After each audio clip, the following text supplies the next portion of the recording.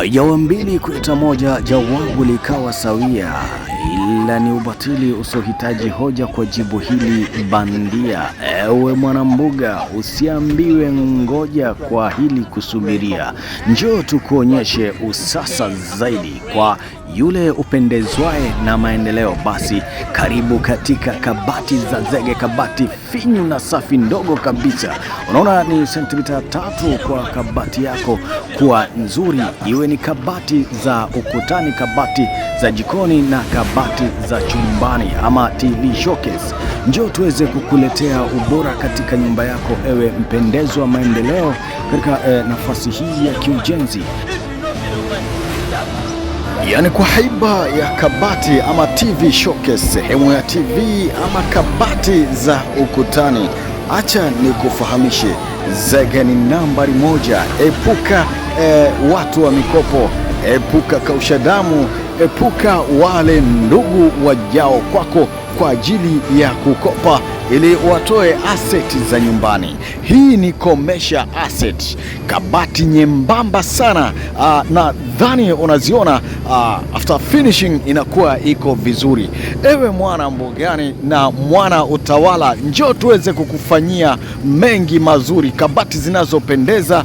Njoo kwa fundi Muba niweze kukufanyia mengi mazuri. Kumbuka ni katika 0656 42 2202. Kabati za nguo, kabati za vyombo na TV, sehemu ya TV kama hivi, unaweza kuyaona mengi mazuri na kuyapata mengi mazuri. Njoo niweze kukufanyia mazuri katika jimbo la nyumba yako, ewe mpendezwa na mazuri.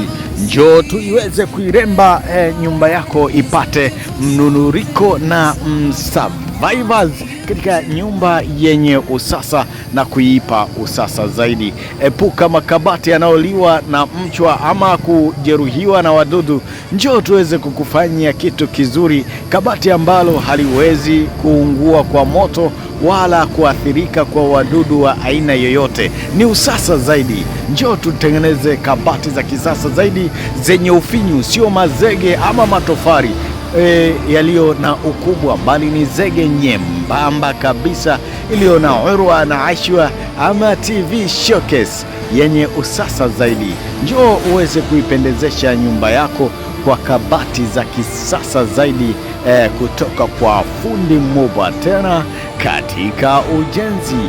Ewe mwanambuga na mwana wa mbugani, njoo uweze kuyafanya yaliyo mazuri kwa kweli.